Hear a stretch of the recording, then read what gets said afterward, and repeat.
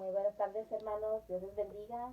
Estamos de aquí ya para culminar nuestro estudio de Primera de Corintios. Ya vamos ahora ya en el capítulo 16 por la gracia del Señor. Ya hemos avanzado muchísimo, 16 semanas. Bueno, y algunas que no tuvimos el estudio, pero ha sido un tiempo que se ha ido bastante rápido, lo cual me recuerda que sí, hay que ser diligentes con el tiempo porque los días se van muy rápido y hay que aprovechar bien el tiempo. Entonces nos vamos a poner en las manos del Señor para comenzar nuestra lectura y finalizar esta carta de Primera de Corintios. Señor mío, Dios mío, Padre mío, gracias te damos, Señor, por tu inmenso amor y misericordia, por permitirnos hasta aquí, Señor, seguir conociendo de tu verdad, de tu amor, Señor, de todo lo que tú tienes, esas riquezas, Señor, inconmensurables que tú tienes para cada uno de nosotros, Señor. Y que todo lo que hemos recibido, Señor, que está en nuestro corazón ahí depositado como una riqueza espiritual invaluable, Señor, que tú has puesto en cada uno de nosotros, Señor, que tu Espíritu Santo confirme, Señor, a nuestros corazones, a nuestro espíritu, Señor, lo que es la verdad para andar en ella y que nos dé esa convicción, Señor, de poner por obra tu palabra, Señor. Todo lo que es bueno, todo lo que es justo, todo lo que es verdadero en esto pensar, y esto mismo es lo que debemos de hacer cada día, Señor. Yo te doy muchas gracias por la vida de cada uno de mis hermanos, Señor, y también por mi vida, Señor, porque todos hemos sido edificados de parte tuya, Señor, porque tuya, Señor, es el imperio, el poder y la gloria por los siglos de los siglos. Tuya es tu palabra, Señor, y nosotros simplemente transmitimos, Señor, lo que tú ya dejaste escrito y establecido. Ayúdame, Señor, a transmitir esa dirección adecuada y correcta, Señor, en todo momento, hacer un buen trazo, Señor, de ella, Señor, para que, Señor, tú seas glorificado y exaltado, Señor. A ti sea la gloria por siempre y para siempre, en el nombre de Jesús. Amén. Bueno, pues vamos a comenzar nuestro último capítulo de Primera de Corintios 16, que como le digo, ha sido más de 16 semanas, porque algunas no tuvimos este estudio, pero como el Señor pues hasta aquí nos ha traído y como el tiempo se va volando, hermanos. Ya estamos por finalizar un año más y gracias a Dios por tanta edificación que nos ha dado a través de los múltiples estudios que se han dado en la congregación de Casa de Oración. Entonces vamos a comenzar a leer en este capítulo 16. Comienza con unos versículos que hablan de un tema que es acerca de la ofrenda para los santos. Entonces vamos a comenzar en el versículo número 1. En cuanto a la ofrenda para los santos, haced vosotros también de la manera que ordené en las iglesias de Galacia. Cada primer día de la semana, cada uno de vosotros ponga aparte algo, según haya prosperado, guardándolo para que cuando yo llegue no se recoja entonces ofrendas. Y cuando haya llegado, enviaré a quienes vosotros hayáis designado por carta para que lleven vuestro donativo a Jerusalén, y si es conveniente que yo también vaya, irán conmigo. Bueno, aquí esta primera parte ciertamente habla de una ofrenda económica, así es, que se estaba destinando y que el apóstol Pablo había ya dado indicaciones en diferentes congregaciones en las que él había tenido, que había sembrado, en donde él había estado, de que se juntara una ofrenda para la iglesia en Jerusalén. Según los teólogos historiadores de estos tiempos, comentan que los factores mayores pudieron haber sido dos. El primero es que en estos años, alrededor del año 40, hubo una hambruna que está más documentada en la historia. Entonces, en esta hambruna, ¿sí me podrías poner el reloj, por favor? En esta hambruna, pues muchos estaban padeciendo en esta zona de Jerusalén. Muchas gracias. Y ellos necesitaban esta ayuda de parte de las demás iglesias que obviamente tenían esta posibilidad para ayudar y dar un poco de lo mucho que el Señor les daba. Entonces ellos estaban juntando esta ofrenda para llevarla a Jerusalén.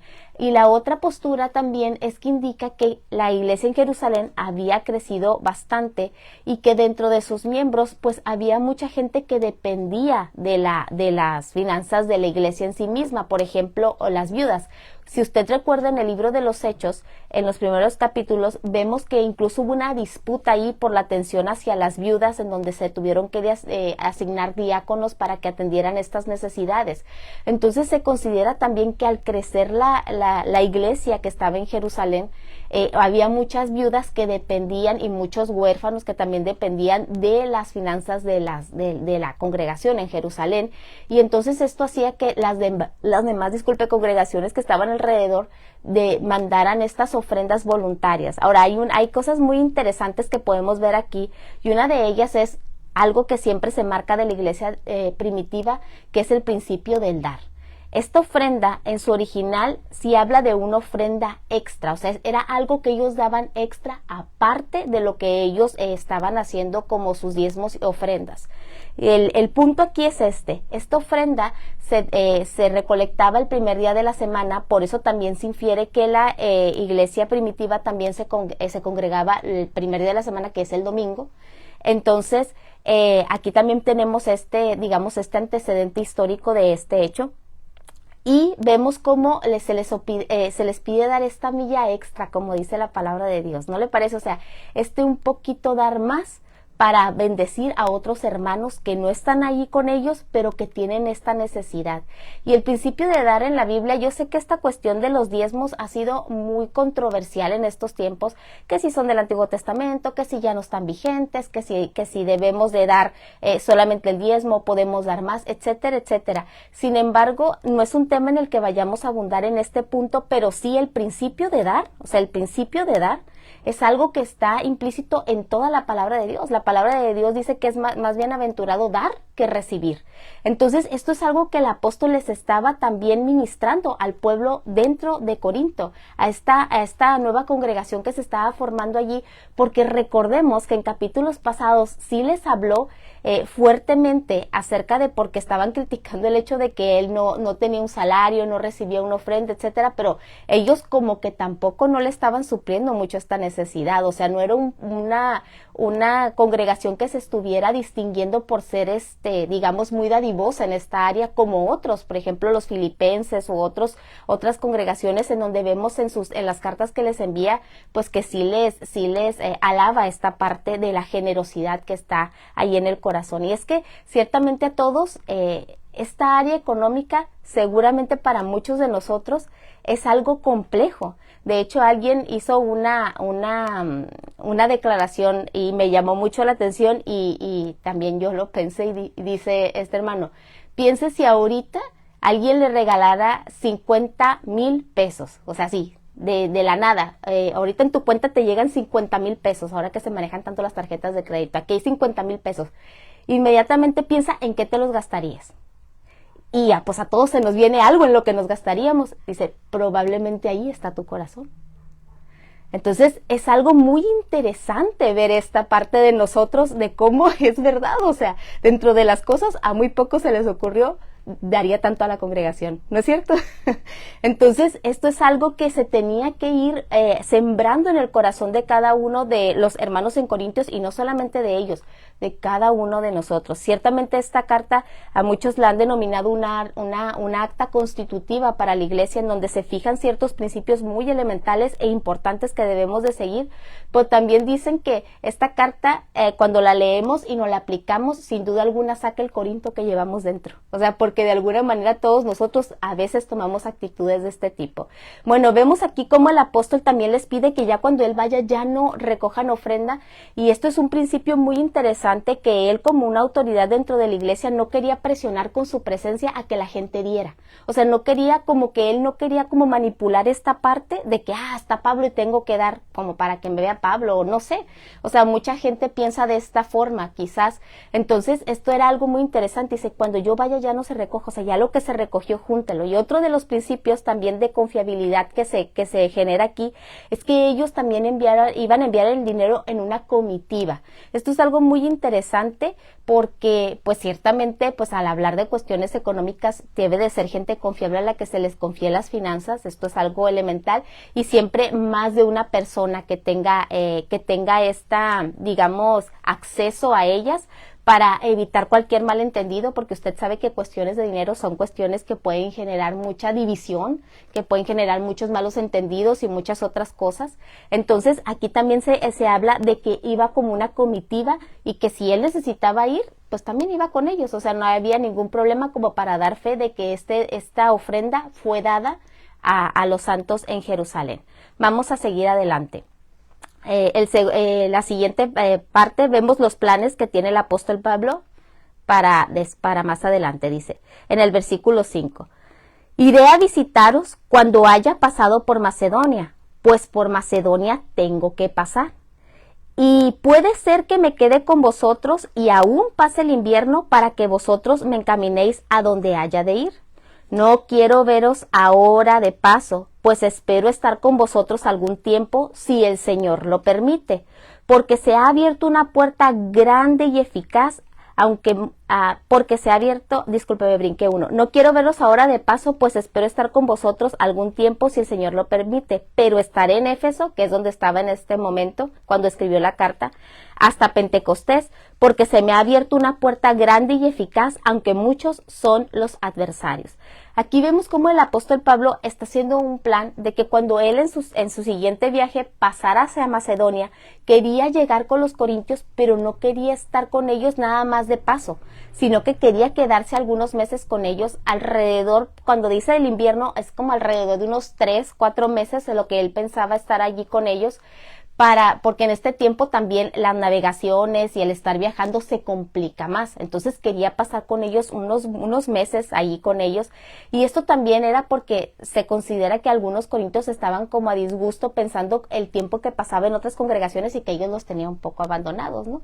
Entonces ya sabe que a veces cuando uno no tiene esa madurez, a veces pues se tiende a ser como de que a lo mejor ya la otra congregación es la favorita y esta ya ni se acuerda de nosotros, ¿no? Entonces él les dice, no quiero ir así, quiero quedarme con ustedes un tiempo obviamente para poner muchas cosas en orden, que ya lo estaba haciendo con esta carta, y aquí vemos estos planes. Ahora, por lo que se narra en el libro de los Hechos, esto no sucedió de esta manera. O sea, el apóstol Pablo está haciendo como un plan, pero sabemos que él era guiado por el Espíritu Santo y esto no se cumplió de esta manera. No fue así como sucedió, o sea, no fue a Macedonia y después pasó, no pudo hacerlo de esta forma. Esto lo podemos leer en los capítulos por ahí del 19 del libro de los Hechos. Y esto nos muestra cómo él estaba porque ve, aquí lo dice, si el Señor lo permite. O sea, un hombre ya con una sujeción total a los planes de Dios. Y eso es otra cosa que nos debe de ministrar mucho, porque si algo a veces tenemos nosotros es que hacemos planes y a veces nos fijamos ciertos propósitos, metas, y más ahora que viene Año Nuevo, ¿no? Como que se presta mucho para todas estas cosas, pero a veces de una manera en la que no damos paso a que si Dios lo cambia, nosotros estemos dispuestos a cambiar. Muchas veces nosotros cuando nuestros planes no se cumplen, nos frustramos, nos enojamos, caemos a lo mejor en ansiedad, en enojo, y muchas otras cosas que obviamente nos quitan esta paz que debemos de tener en el Señor, porque debemos de entender que aunque nuestros planes no se cumplan de la manera en la que nosotros quizás de una buena manera trazamos, el Señor siempre tiene su voluntad soberana sobre nuestras vidas. Y esto es algo que ellos, muchos apóstoles, y aún puedo decir un poco más, es el apóstol Pablo, que fue misionero y que en realidad vemos, como le digo en el libro de los Hechos y en varias de sus cartas, cómo Dios le movía los planes y él sabía mantenerse ecuánime y con una paz de Dios, entendiendo lo que Dios estaba haciendo. Alguien dijo de una manera muy poética que debemos dejar que Dios escriba sus propósitos para nosotros, que Él trace con su caligrafía perfecta los planes que tiene para nosotros, lo que Él quiere que hagamos, aunque muchas veces nosotros no comprendamos lo que Él está haciendo o lo que Él está escribiendo para nosotros. Eso se me hizo de una forma muy poética, pero es una realidad. A veces nosotros no entendemos la caligrafía de Dios y cómo Dios va ordenando las cosas y cómo va marcando, pero nosotros sí tenemos que tener este principio en el corazón y esta paz en el corazón de saber que si Dios mueve sus planes, nosotros también debemos de entender que es porque es lo mejor para nosotros y atender a su recomendación. Muchas veces, y hay muchos testimonios, etcétera, de gente que no aceptó estos planes de Dios de la manera en la que Él los marcaba y las consecuencias pues no han sido buenas. Entonces nosotros siempre debemos de tener esta apertura en el corazón de ser guiados por el Espíritu Santo y no frustrarnos. A veces nosotros tenemos planes inmediatos para las cosas del día a día y a veces no se cumplen por diferentes formas y a veces, le repito, a veces uno solamente se frustra, se enoja, se amarga muchas veces porque uno pensaba que era algo bueno y no es que no lo fuera, sino que no era el tiempo de Dios. Y eso es donde nosotros debemos de descansar, en estar siempre sujetos al tiempo de Dios y tener esta calma. Uno va haciendo estos planes, poniéndolos delante de Dios, y si el Señor quiere, se cumplirán, y de la forma que también Él quiera, porque luego a veces uno piensa, de esta forma, y resulta que no es así, que resulta que Dios los cumple, pero de formas distintas. No sé si le ha pasado en varias ocasiones, y nosotros debemos de tener siempre y conservar esa paz en el Señor, de que Él siempre tiene el control para todas las cosas. Dice el versículo número 10, si llega Timoteo, procurad que esté con vosotros con tranquilidad, porque él hace la obra del Señor lo mismo que yo. Por tanto, nadie lo tenga en poco, sino encaminadlo en paz para que venga a mí, porque lo espero con los hermanos. Aquí habla de este joven pastor Timoteo, que, como sabemos, siempre estuvo sirviendo muy a la par del apóstol Pablo. Siempre estuvieron, él lo estuvo discipulando y lo fue llevando de una manera en donde él, pues ya después él mismo fue pastor en una de las congregaciones. Pero ya aquí vemos un rasgo interesante que les dice a la iglesia que estaba en Corinto, a la congregación de Corinto, les dice que esté con vosotros con tranquilidad. Y que esté con vosotros con tranquilidad, muchos lo han traducido como respeten a Timoteo. O sea, él es también una autoridad espiritual dentro de la iglesia, aunque está joven, y esto lo sabemos por las cartas de Timoteo, en donde dice que nadie tenga en menos tu juventud, porque al parecer a lo mejor él no tenía esta personalidad quizás como la de Apolos o como la del mismo Pablo, que eran un poco más imponentes o más elocuentes, o tenían una forma de transmitir quizás para ellos más clara, específica, o no lo sé, pero era un hombre, un servidor de Dios que estaba en formación, y aunque era un joven, Dios ya había depositado en él una encomienda, un servicio, un ministerio que él estaba llevando de una manera ejemplar, porque para ser un joven dedicado a las cosas de Dios era un buen ejemplo. Él, en otras de las partes de las cartas también lo menciona el apóstol Pablo, y le encomienda que sea ejemplo. Entonces vemos aquí cómo el apóstol Pablo está cuidando el corazón de este jovencito Timoteo, y hasta el día de hoy muchas veces dentro de las congregaciones, pues a veces cuando hay gente más joven, quizás no en todas, pero a veces pasa que a veces sí se llega a veces a menospreciar en este sentido, a veces el consejo, porque está muy joven, etcétera, pero recordemos que Dios puede hablar por cualquiera de nosotros. Él no tiene una limitación ni de género ni de edad. Entonces, en este sentido, nosotros también debemos de animar a los jóvenes precisamente a que sean esos ejemplos y a que sigan cumpliendo cabalmente con el ministerio que Dios les ha encomendado, y orando por los que faltan nacer de nuevo, y que tengan siempre esta directriz de que nosotros como siervos del Señor vamos siempre a estar guardando sus corazones, precisamente para que nadie menosprecie esa juventud y que ellos puedan crecer de una manera sana y madurar en el Señor. Dice el versículo número 12, acerca del hermano Apolos, mucho le rogué que fuera vosotros con los hermanos, pero de ninguna manera tuvo voluntad de ir por ahora, pero irá cuando tenga oportunidad. Fíjense que aquí el hermano Apolos, como ustedes saben, y ya lo vimos en los primeros capítulos, pues sí había una gran facción dentro de la congregación en Corinto que lo tenían como digamos así, como su ícono, como su imagen, como el predicador. O sea, yo soy de Apolos. Eso es lo que ellos querían decir, como si fuera un partido, y él era quien liderara este partido o este movimiento, ¿no? Entonces, y se habían hecho estas facciones, y una gran cantidad de los corintios pues sí apostaba en este sentido, por así decirlo, por Apolos. O sea, era la persona a quien ellos lo miraban con estas facultades o capacidades dentro del ministerio del Señor. Sin embargo, aquí vemos algo interesante. Dice que Apolos no quiso ir. En este momento Apolos estaba en Éfeso con el apóstol Pablo, y dice que él le rogó, le insistió para que fuera. O sea, le dijo ve, no quiso, le insistió, y él de una manera propia pues no quiso ir, o sea, haciendo su voluntad en este sentido. Algunos dicen que esta discrepancia que hubo, porque pues el apóstol Pablo sí quería que fuera y Apolos no quería que fuera, tenía mucho que ver precisamente con este informe que se había dado, y que quizás Apolos no quería como ir a la congregación de Corinto y generar todavía más aquella división que se estaba creando en torno a su persona, a la de Pablo, a la de Cefas y también otros cuantos que eran de Cristo. Entonces, quizás era esto lo que lo detuvo a no ir. Dice que ya que tenga, pero irá, dice cuando tenga oportunidad. En otras partes dice cuando él ya tenga ánimo.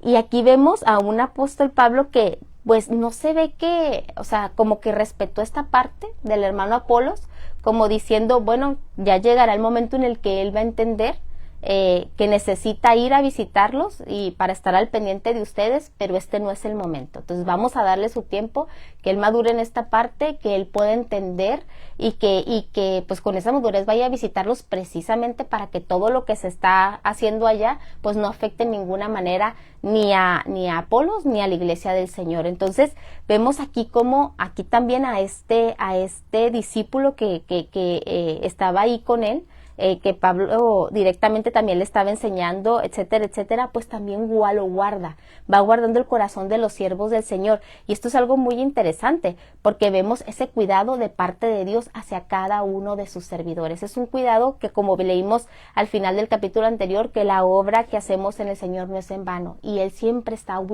cuidando y guardando de nosotros, y sobre todo sabe guardando nuestro corazón, para que se mantenga que se mantenga siempre sujeto a la voluntad del Señor. Vamos sobre las salutaciones finales, dice: velad, estad firmes en la fe, portaos varonilmente y esforzaos, todas vuestras cosas sean hechas con amor. Y es imposible no detenernos en estos dos versículos. Esta primera parte donde les dice, velad y estad firmes en la fe, portaos varonilmente, nos habla específicamente de términos de soldados, o sea, de los soldados como aquellos centinelas, atalayas que tenían que estar velando constantemente, que tenían que estar firmes en las doctrinas de la fe y una firmeza espiritual sólida. Y les dice además portados varonilmente. Esta palabra varonilmente en su original significa tal cual actuar como hombres. Es interesante que les dé en sus salutaciones finales les dé esta exhortación a los varones dentro de Corinto que actúen como hombres. Es algo muy, muy interesante, y más cuando hemos visto los demás capítulos en donde vimos cómo las mujeres estaban tomando cierto nivel por encima de los varones, en donde el varón no se distinguía como cabeza dentro de la iglesia y que tiene que poner otra vez todas las cosas en orden y dar cuál es el orden de Dios en cuanto a la sujeción por el bien de cada uno de nosotros, para cumplir cada quien con su propósito. Y les dice, pórtense como hombres. Y esto nos habla de que en realidad pues los hombres tienen ciertas características. De hecho, la masculinidad como tal es el conjunto de atributos, de valores, comportamientos y conductas que son características del hombre en una sociedad determinada. O sea, eso es la masculinidad. Ahora, en nuestros tiempos, hablar de eso es algo complejo, porque ahora ya con este movimiento feminista ya ve que hablan de la masculinidad tóxica. Sí lo he escuchado quizás usted, como si fuera algo malo, algo que fuera a ser tóxico, es algo venenoso, es algo que te puede causar un daño. Entonces, pero en realidad no. En realidad no es así, o sea, hay un comportamiento, hay un conjunto de valores, de atributos que en realidad rigen lo que es ser un hombre. Entonces, él les dice, pórtense como hombres, tomen este lugar de cabeza que les corresponde.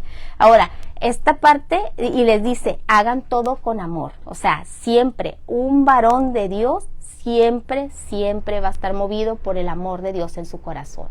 Y esto sí es muy diferente a, por ejemplo, lo que es el machismo en nuestros tiempos. El machismo, ¿qué es? Es una actitud o manera de pensar que sostiene que el hombre es por naturaleza superior a la mujer y trata de someterla incluso de maneras violentas. Eso sí está mal.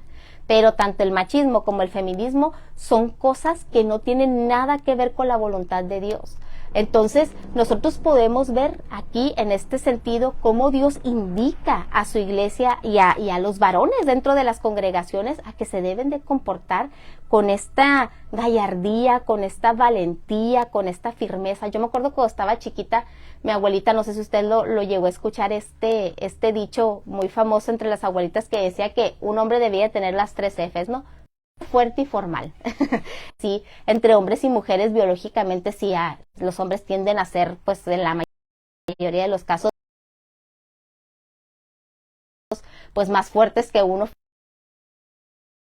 emocional, una fortaleza espiritual, una fortaleza incluso intelectual para soportar todo lo que se viene, y la formalidad que da la madurez, porque la formalidad habla de hombres que son de compromiso, de hombres que están comprometidos. Hoy en día muchos ya no se quieren comprometer a nada, entonces vemos muchas relaciones libres, vemos tantas cosas porque no hay un compromiso como tal, que habla de una inmadurez, que esto es algo que también lo dice redundando en que les habla a los corintios como niños espirituales. Entonces, de portarse varonilmente implica también esto, o sea, que sean maduros, porque ya había dicho, cuando yo era niño, hablaba como niño, pensaba como niño, actuaba como niño, mas cuando ya fui hombre, dejé lo que era de niño. ¿Para qué? Para comportarse varonilmente, haciendo todas las cosas con amor, porque ese es el verdadero hombre, el que actúa siempre movido por el amor de Dios en todas las áreas de su vida, y que tiene estos comportamientos de protección, de cuidado, que sabe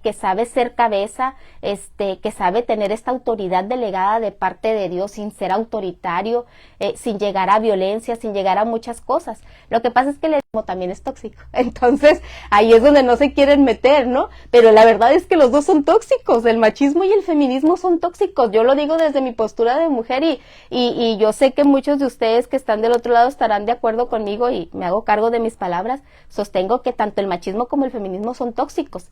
En sí mismo la masculinidad como tal, el que el hombre se comporte como es debido de un hombre, eso está bien, y más cuando está guiado por el amor de Dios en su corazón y hace todas, dice aquí, sean hechas todas las cosas, todas vuestras cosas sean hechas con amor. ¿Con qué amor? Con el que ya habló en 1 Corintios 13, que se los desglosó perfectamente para que ahorita fuera aterrizando en sus corazones. Ese amor que es sufrido, ese amor que no se envanece, que no busca lo suyo, que es paciente, que no se irrita, que no guarda rencor.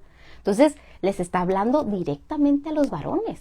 Entonces, es algo muy interesante que en sus salutaciones finales les diga esto. Ya vámonos sobre el final, dice el versículo número 15. Hermanos, ya sabéis que la familia de Estéfanas es las primicias de Acaya, y que ellos se han dedicado al servicio de los santos. Os ruego que os sujetéis a personas como ellos y a todos los que ayudan y trabajan. Aquí el hermano Pablo está haciendo este reconocimiento dentro de la iglesia de Corinto a Estéfanas, que es uno de los que se menciona en los primeros, en el primer capítulo, que es uno de los que fueron bautizados directamente por Pablo, y estas dos personas que salen después, vemos que todos ellos pues fueron como estas primicias. Esta familia fue como estas primicias, y él fue a visitarlo junto con Fortunato y Acaico. Ahorita más abajito lo vamos a ver, que se consideran que eran como servidores junto con ellos, y sus nombres denotan que fueron esclavos. Estéfanas no, sino Fortunato y Acaico, porque eran hombres de esclavos, podían ser esclavos ya libertos en el Señor, pero vemos cómo hace él esta digamos distinción, por así decirlo, y les dice que se sujeten a personas así, dando un testimonio de que eran gente fiel en el Señor. Muchas veces dentro de las congregaciones, pues ciertamente vemos a familias también que están allí, ¿verdad? Que están allí bien, trabajando hombro a hombro, siendo de testimonio para otros, etcétera, y hay que tomar ese ejemplo de parte del Señor. Dice en el versículo 17, me regocijo con la venida de Estéfanas, de Fortunato y de Acaico, pues ellos han suplido vuestra ausencia, porque confortaron mi espíritu y el vuestro. Reconoced pues a tales personas. Como le repito, ellos fueron junto con Estéfanas, Fortunato y Acaico, a visitar a Pablo a Éfeso, y fueron uno de los que les dieron también este informe de lo que estaba sucediendo dentro de la congregación. Esto que dice que confortaron mi espíritu y que ellos han suplido vuestra ausencia. Muchos teólogos dicen aquí que por una parte puede tratarse de esta necesidad que tenía también el apóstol Pablo de saber qué estaba pasando dentro de la iglesia de Corinto, porque sabemos que como apóstol responsable y fundador, pues a lo mejor quería tener noticias de ellos, y eso es lo que suplió. Y otros dicen que quizás también sus necesidades naturales, las físicas, las económicas, lo que él pudiera estar necesitando, por medio de ellos también fue suplido, y sabemos que eso viene de parte del Señor, y estas personas fueron usadas de parte de Dios, y eran gente que era fiel dentro de la congregación, eran personas fieles dentro de la congregación. dice en el número 19, las iglesias de Asia os saludan. Aquila y Priscila, con la iglesia que está en su casa, os saludan mucho en el Señor. Os saludan todos los hermanos. Y aquí vemos cómo nombra a Priscila y Aquila. Esto es un matrimonio misionero. Ellos se considera que estuvieron, cuando Pablo estuvo en Corinto, sembrando la palabra de Dios. Y ahora ya están acá en Éfeso, incluso tienen esta congregación en su casa. Es como un matrimonio misionero que en donde viven, abren su casa para que se haga una célula de hogar, abren su casa para que se haga un estudio. O sea, siempre están atrayendo a todas las personas al evangelio. Aquí me llamó la atención un comentario que vi teológico de cómo aquí dice Aquila y Priscila, y por ejemplo el libro de los Hechos los menciona al revés, Priscila y Aquila. Entonces dicen que a veces ese orden que se hace denota que este matrimonio iba muy a la par. O sea, espiritualmente los dos iban muy a la par, o sea, como que cada quien hacía sus funciones de una manera bastante excelente en el Señor, que cuando uno ministraba, el otro entendía y así sucesivamente. O sea, ella obviamente, Priscila, pues sujeta a su marido, hacía su parte, su ministerio, y él igual, sujeto en el Señor y también entendiendo el ministerio de su esposa y apoyando. Entonces, esto es algo muy bonito que el apóstol también aquí está reconociendo, y que ellos también tenían este sincero amor por la iglesia en Corinto, y en cuanto se enteraron que iba a mandar una carta, pues les mandaron saludos. Ay, nos saludas a los hermanos. Entonces es algo muy bonito, recordaban con cariño todo lo que también ellos sembraron, y vemos cómo dentro del ministerio del apóstol Pablo Dios lo rodeó de gente. Sí hubo oposición, como él mismo lo dijo, porque pues siempre se va a ver oposición, pero lo rodeó de gente que era muy fiel en el Señor, y eso es algo bien bonito, y yo creo que es algo que nosotros debemos de rogar siempre, para que siempre haya gente fiel en el Señor dentro de cada congregación, que seamos buenos apoyos de las autoridades, de nuestros pastores, y ellos a su vez yo sé que están sujetos a sus autoridades, y nosotros hacer la obra, y siempre con este principio de ser leales, de lealtad, de ser confiables, de confiabilidad, de estar siempre teniendo amor el uno por los otros. Todas las cosas sean hechas con amor. Dice después, os saludan todos los hermanos, saludaos los unos a los otros con beso santo. Y aquí este beso santo u ósculo santo, como dicen algunas traducciones, habla de un beso santo. Este beso santo, según por todo lo que estuve estudiando, era algo que se utilizaba, como ahora también. Hay diferentes culturas en el mundo, en diferentes países. México no es particularmente uno de esos países. Al contrario, nosotros somos como menos en este sentido de andar dándonos besos al saludar. De repente sí se da, pero es menos. Pero hay culturas en donde incluso entre hombres, para saludarse se dan besos, hasta 2 o 3 en la mejilla. Entonces, pues no es algo que nosotros veamos aquí entre nosotros culturalmente. Sin embargo, esto es algo que ellos ya lo hacían porque, les repito, culturalmente entre ellos así se miraba. Pero sí les dice saludados con ósculo santo. Es decir, que la santidad sea hasta en su saludo. O sea, que no sea cargado de carnalidad, ni de sensualidad, ni nada. No, que sea con santidad. Que todas las cosas, hasta el saludarse, lo hagamos en la santidad del Señor. Con cuidado, con amor, con delicadeza. Ahora, el dar un beso no es un principio establecido como dogma dentro de la iglesia, no. Pero el principio de saludarnos con esta misma santidad y con este amor y con esta fraternidad, ese sí. Y ahora en tiempos de pandemia, pues estar dando besos, pues sería complicadísimo, o sea, olvídese. Pero que cuando lo hagamos de verdad, lo hagamos de corazón. Que de verdad nosotros sintamos ese amor por nuestros hermanos y podamos saludarlos, y que hasta aunque fuese de lejos, pero que se pueda transmitir eso de parte del Señor que hay en nuestro corazón, ese amor, esa preocupación, ese cariño, ese anhelo de estar congregándonos todos juntos, de estar cercanos y no lejanos. Entonces, eso sí permanece hasta nuestros días. Dice, yo Pablo os escribo esta salutación de mi propia mano. Sabemos que era algo que Pablo hacía constantemente porque las cartas las dictaba. Regularmente él tenía a un escriba o alguien que escribía sus cartas, él dictaba y él al final daba, digamos, como su salutación y su firma, como de que esta carta es de mi parte. Entonces era también una manera de autentificar también de que fuera de parte del apóstol Pablo, porque pues cualquiera podía escribir quizás si no se sabía exactamente si sí venía de él o no. Entonces todo esto que ya está dentro de la Biblia, porque recordemos que la Biblia pues es en conjunto de libros, entonces está autentificado porque en los escritos originales pues ahí se ve que era del apóstol Pablo. Dice, el que no ama al Señor Jesucristo sea anatema. El Señor viene pronto. Aquí también vamos a hacer una pequeñita pausa ligera para explicar esta parte, porque si es una palabra muy fuerte, el que no ama al Señor Jesucristo sea anatema. O sea, la anatema ciertamente habla de algo malo, una maldición, algo que está mal. O sea, entonces vemos aquí cómo habla de esta exclusión, o sea anatema el que no ama al Señor, y les dice Maranata, el Señor viene pronto. En el original se llama Maranata, el Señor viene pronto. Algunos dicen que quizás esto era como una fórmula que se usaba dentro de la congregación, dentro del culto público, en donde alguien decía esto, que el que no ame al Señor Jesucristo sea anatema, y los demás contestaban Maranata, el Señor viene pronto.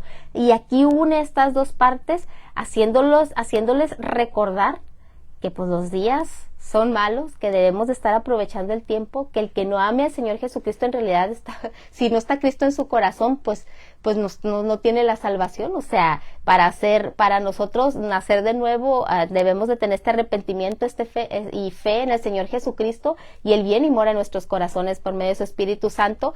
Entonces, todo el que no lo ame, no lo tenga en su corazón, pues está perdido, literalmente, pues va camino al infierno. Y les recuerda, el Señor viene pronto, que es algo que ya les habló en los capítulos anteriores de la venida de Cristo, y que recordemos que toda la iglesia primitiva, los primeros discípulos y apóstoles, estaban esperando la inminente venida del Señor en cualquier momento. O sea, literalmente en cualquier momento. Entonces les dice, o sea, alíñense. Si alguien todavía te está vacilando, alíñese a amar a Cristo y a hacer su voluntad, porque entre yo más le obedezco es que yo más le amo. Entonces el amor que yo tengo hacia Dios pues se demuestra con mi obediencia hacia el Señor. Entonces eso es lo que está implicando toda esta situación. Entonces sean obedientes, demuestren este amor por el Señor Jesucristo, porque el Señor ya viene pronto. Maranata. Amén. Dice los últimos dos versículos. La gracia del Señor Jesucristo está con vosotros. Mi amor en Cristo Jesús esté con todos vosotros. Amén. Y una vez más implica esta parte del amor, que es algo que les puso de manifiesto durante toda la carta. El amor, que sea este vehículo sobre el cual se ejercen los dones, que sea el amor el que nos lleve a hacer lo que hacemos por el Señor. Siempre que sea esta motivación, nuestro amor por Dios, nuestro amor por los semejantes, y ya dio le repito, una detallada gracia de Dios. Y el amor en Cristo esté con todos vosotros. Amén. Sin duda alguna, una carta que nos ha dejado grandes enseñanzas, y ya la leímos. Si usted estaba al pendiente, ya puede decir oficialmente, ya leímos todo Primera de Corintios, que es bueno regresarnos. En realidad nosotros esbozamos pequeñas partes de toda la riqueza que hay aquí en todos estos pasajes, pero aprendimos algo, y espero que todas estas enseñanzas hayan sido de edificación para cada uno de nosotros. Lo han sido para mi vida. Me ha dado un panorama más amplio de cómo se dirigía en estos tiempos la iglesia primitiva, un poco más todavía de ver cómo el Señor iba haciendo su obra y cómo la hace hasta el día de hoy. También pues pudimos ver varias actitudes que se cuelan dentro de las iglesias, de la congregación, dentro de la iglesia del Señor Jesucristo, que deben de ser erradicadas, aprender de los errores de los cuales ellos se habían enfrascado en ya hemos visto, en este ego que se sobrevaloraban cada uno de ellos, y que no tenían este amor y esta misericordia, esta empatía por sus semejantes, y esto es algo que les remarca siempre el amor de Dios. Entonces, pues yo he sido muy bendecida, espero que usted también, y oficialmente hemos terminado nuestro estudio de Primera de Corintios, el número 16. El Señor les bendiga, y pues si Dios permite nos vemos pronto.